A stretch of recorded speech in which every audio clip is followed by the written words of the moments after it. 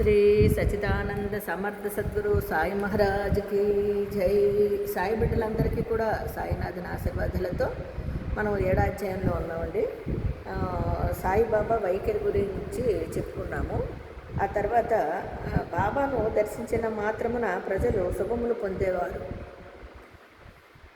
చూడండి, షిరిడి రావడమే పాపం, వాళ్ళకి అన్ని పాపాలు పోయి చాలా సుఖాలని పొందేవారటండి. రోగులు ఆరోగ్యవంతులు అగుచుండేటివారు, దుర్మార్గులు సన్మార్గులుగా మార్చుండేటివారు, కుష్టివారు కూడా రోగ విముక్తిని పొందేవారు. అనేకులకు కోరికలు నెరవేరేవారు. అనేక రకరకాల కోరికలతో వచ్చే వాళ్ళకు కూడా ఆ కోరికలు నెరవేరేవాటండి. ఎటువంటి మందులు పసరలతో పని లేకుండా వృద్ధివానికి దృష్టి వచ్చేలాగా చూడండి. అంటే కళ్ళు లేని వాళ్ళకి కూడా కళ్ళు వచ్చేయాలండి. అనారోగ్యంగా ఉన్నవాడికి ఆరోగ్యవంతుడు అయ్యేవాడంటండి. కుంటివానికి కాళ్ళు వచ్చేవాడండి. అంతులేని బాబా గొప్పతనము ఎవరునూ కనుగొనలేరు. ఎంత చూడండి, కళ్ళు లేని వాళ్ళ కళ్ళు, కాళ్ళు లేని వాళ్ళ కాళ్ళు, రకరకాలుగా బాబా గారి ఆశీర్వాదం అంత ఇంత కాదండి షిరిడి రావడంతో. అయితే వారి కీర్తనలు, ఈ యొక్క గొప్పతనము, ఇవన్నీ ఈ యొక్క అద్భుతమైన మిరాకిల్స్. ఎందుకంటే కళ్ళు లేని వాళ్ళు కళ్ళు రావడము, కాళ్ళు లేని వాళ్ళు కాళ్ళు రావడము, ఇవన్నీ కూడా గొప్ప. అంటే ఆయన్ని దర్శించుకున్నంత మాత్రాన్నే ఇవన్నీనండి. ఆయన ఆందోళనలు చేసి అయ్యో చేసి మంత్రాలు తంత్రాలు కాదండి. ఆయన భగవంతుడు కాబట్టి, ఆయన సద్గురువు కాబట్టి ఇవన్నీ కూడా ఆయన చూపుతోనూ, ఆయన మాటతోనూ, ఆయన చేతలతోనూ ఇవి నైవయ్యాయి. అంతేగాని మంత్రాలు తంత్రాలు అవి వీటి వల్ల కాదండి. అంత అద్భుతమైన మహాశక్తివంతుడు, భగవత్ స్వరూపుడు మన సద్గురు సాయినాథుడు వారు. ఈ విధంగా షిరిడిలో ఊర్లు ప్రాకిందండి.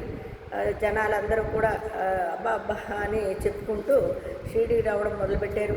ఎక్కడెక్కడ దూర ప్రాంతాల వాళ్ళు కూడా రావడం మొదలుపెట్టారు. ఇంకా షిరిడి గొప్పతనం అంతింత కాదు. బాబాగారి ఆశీర్వాదంతో మొత్తము ప్రపంచమంతా వ్యాపించి ఈ అద్భుతం అంటే ఆయన ఆశీర్వాదం ఇప్పటికీ చూడండి. మనకి బాబాని తలుచుకోగానే, ఆయన్ని కొలుచుకోగానే మనకి అన్ని సమస్యలు నిర్మూలన అవుతున్నాయా లేదా, మన కష్టాలు తొలుగుతున్నాయా లేదా.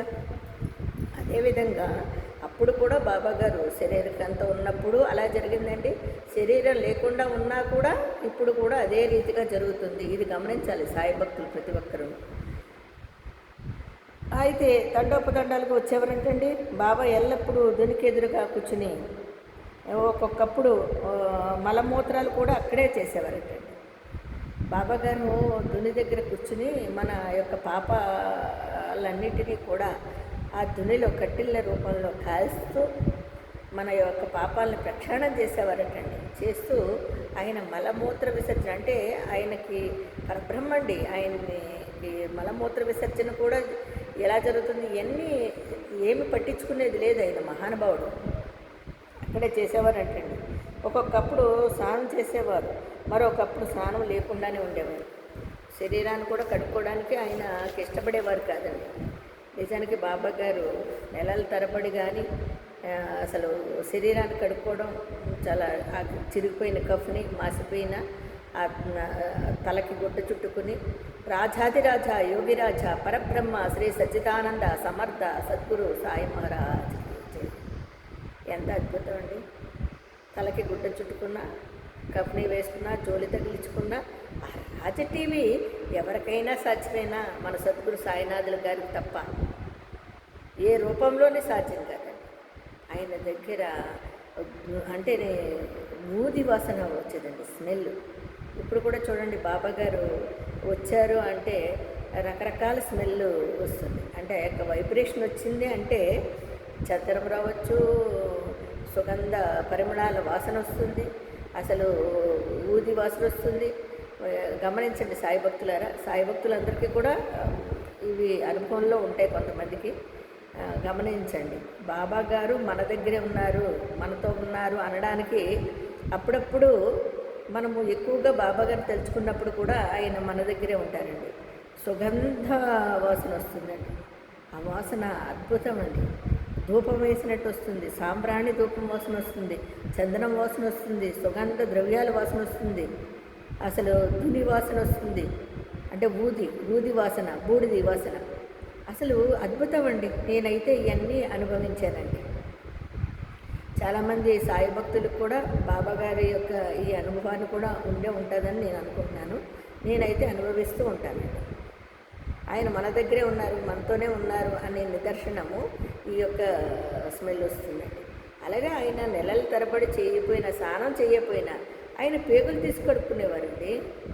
స్నానాలతో ఏం పని ఉంది అసలు? మనకి ఇప్పుడు ఈ మానవ జన్మకి లోపల ఉండేదంతా డ్రైనేజీ కదా. ఈ మురికిని మనం వదిలించుకోలేకపోతున్నాం కదా. అది తెలుసుకుంటే చాలు ప్రతి ఒక్క జీవిని. భగవంతునితో పోటీ పడి భగవంతుడు కాదు అని అనుకునే వాళ్ళకి కూడా ఈ ఒక్క విషయం తెలుసుకుంటే చాలండి. మనం ఈవేళ తిన్నామంటే రేపు పొద్దున వెళ్ళకపోతే ఆ మురికాలం అంతా నీ పొట్టలోనే ఉంటుంది కదా. ఆ మలమూత్రాలతో అసహ్యంగా ఎంత వాసన వస్తుందండి. మరి ఆ మురికాలని మనం ఎప్పుడు శుభ్రం చేసుకోవాలి?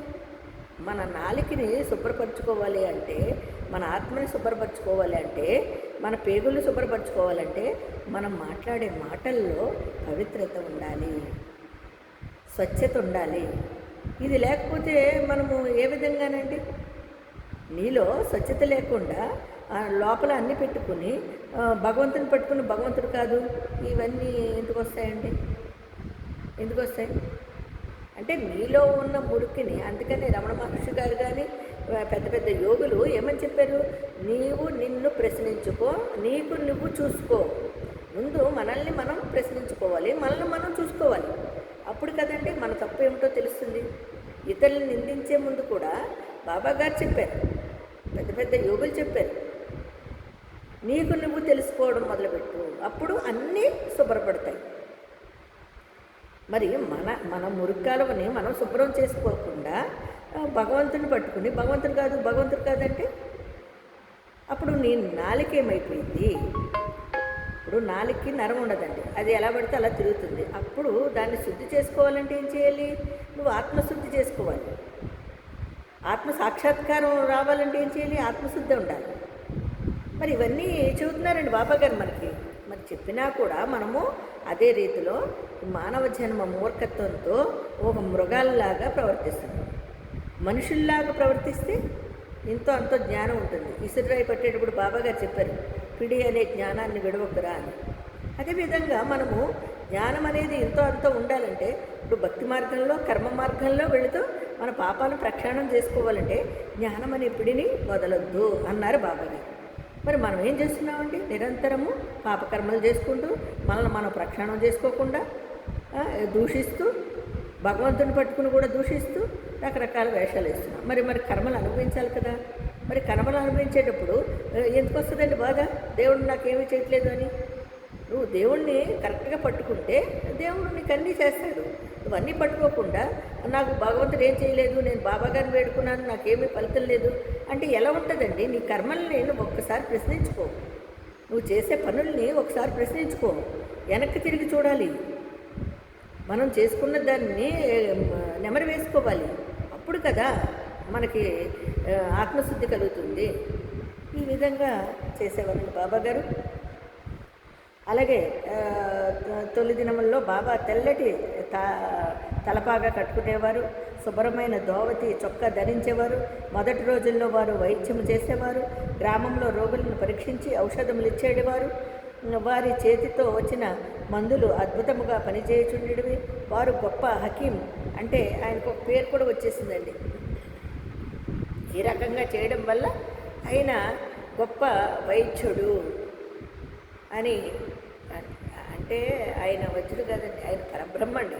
పరబ్రహ్మ. ఆయన చూపులు చూడగానే, ఆయన మనల్ని స్పర్శ చేయగానే, ఆయన అంత దూరాన్ని ఉండగానే, ఆయన పాదస్పర్శ అందంగానే ఇవన్నీ తగ్గిపోయాయండి.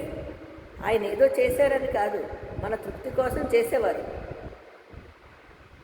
ఆయన్ని నమ్మి ఆయన దగ్గరికి వస్తే చాలు సర్వరోగ నివారణ. ఆ పరబ్రహ్మే, ఊదియే, కట్టెలు కాల్చిన బూడిదతోనే మనకి వైద్యం జరిగిపోయేదండి. అంటే అక్కడ నమ్మకం ఉంది. ఊది అంటే ఒక నమ్మకం అంతే. అంటే బాబా మీద ఎవరికైతే నమ్మకం ఉంటుందో ఆ ఊది వేసుకున్నంత మాత్రాన తగ్గిపోతుంది. ఇది నిజం. నమ్మండి, నమ్మాలి, నమ్మకాన్ని ఉంచాలి. శ్రద్ధ సబూరి అన్నారు బాబా గారు. ఓర్పుతో కూడిన విశ్వాసం. విశ్వాసం లేకపోతే మనం ఏ పని చేయలేమండి.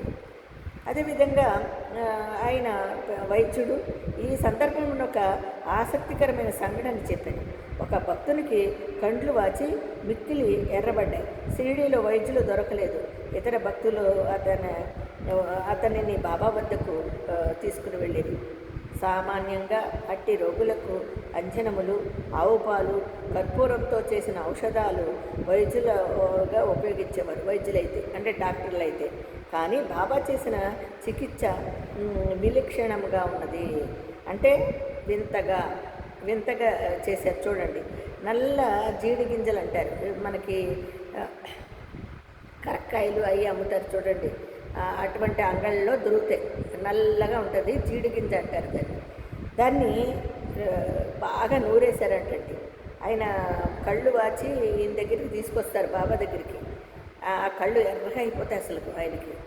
అయితే ఆయనకి నల్ల జీడి గింజలని బాగా నూరి వాటిని 2 మాత్రలుగా చేసి ఒక్కొక్క కంటిలోకి ఒక్కొక్క దాన్ని పెట్టి, అంటే 2 మాత్రలుగా చేశారు దాన్ని. ఇలాగా అది ఒక్కొక్క కంటిలో ఒక్కొక్కటి పెట్టి ఒక గుడ్డతో కట్టేశారండి కళ్ళు. చూడండి ఎంత గొప్ప. ఆ మరుసటి దినము ఆ కండ్లను విప్పి నీళ్లను దారగా పోస్తూ కడిగేవారు. నీళ్ళని దారగా పోసి కడిగేవారు. ఇప్పుడు నిజానికి ఇటువంటి చికిత్స ఏంటంటే, ఇప్పుడు కళ్ళు ఎర్రగా అవుతాయండి, మనం అమ్మవారు అని అంటాము. అదేవిధంగా అలాగనమాట కళ్ళ కలక అంటారు. కళ్ళ కలక వచ్చింది అతనికి. వస్తే దానికి చీడిగింజ అంటే అసలు ఏమైనా ఉందంటే, కానీ ఆ మహానుభావుడు చికిత్స చూడండి, మళ్ళీ రాకుండా దాన్ని ఆ కంటిలో పెట్టి గుడ్డ కట్టి తెల్లారిప్పి దాన్ని ఒక్కొక్క కంటిలో పురుసులు అంటాం కదా, పురుసు కట్టేస్తుంది బాగా తెల్లగా ఒక చీమిలాగా. దాన్నంతటినీ కూడా పోగొట్టడానికి ధారగా నీళ్ళు పోసేవారటండి. పోస్తే చక్కగా తెల్లగా వచ్చేసేంటండి కళ్ళు. అయితే కండ్లలోని పుసి అన్నాను కదా, ఆ పుసి తగ్గి కంటిపాపలు తెల్లబడి శుభ్రపడాను. నల్ల జీడి పిక్కలను నూరి కండ్లలో పెట్టునను సున్నితమైన కండ్లు మండలేదు. అటువంటి చిత్రమైన పనులు చేసేవారు బాబాగారు. అది కంట్లో పెడితే ఏమన్నా ఉందండి, మండిపోద్ది. అలాంటి మహానుభావుడు సద్గురు సాయినాథుల వారు ఈ విధంగా చేయడం వల్ల ఎంత అసలు మళ్ళీ రాకుండా అవి శుభ్రపడిపోయి కళ్ళు చక్కగా కాంతివంతంగా తయారైనాయి అంటండి. ఇదొకటి మనం చెప్పుకోదగ్గది ఏంటంటే, ఎవరైనా కండ్లలో జీడి పెడితే జీడి తగిలితేనే మనం అయ్యో అబ్బో అమ్మో అంటాం. అలాంటిది ఆ మహానుభావుడు అది పెట్టి చేశారంటే ఎంత అద్భుతం అండి. అలా విచిత్రంగా రోగాల్ని నిర్మూలించేవారండి బాబా గారు. అలాగే బాబా యోగాభ్యాసం కూడా ఎంత విచిత్రంగా ఉంటుందో చూడండి. సాయిబాబాకు సకల యోగ ప్రక్రియలు తెలియదు. దౌతి, ఖండయోగము, సమాధి మున్నగు షడ్విధ యోగ ప్రక్రియలను బాబా ఆరితేరినవారు. అందులో 2 మాత్రమే ఇక్కడ వర్ణించబడినవి. సాయిబాబా గారు అసలు ఆయన వింత చర్యలు చూస్తే ఆయన అక్కడ ఒక చోట తల, ఒక చోట కాళ్ళు, ఒక చోట చేతులు, ఒక చోట మొండెము కనిపించాయంటండి భక్తులకి. మరి దీంట్లోకి వెళ్ళి మనం తెలుసుకోవాలంటే రేపు మళ్ళీ కలుసుకుందామండి. 7వ అధ్యాయంలో. సాయిరామండి.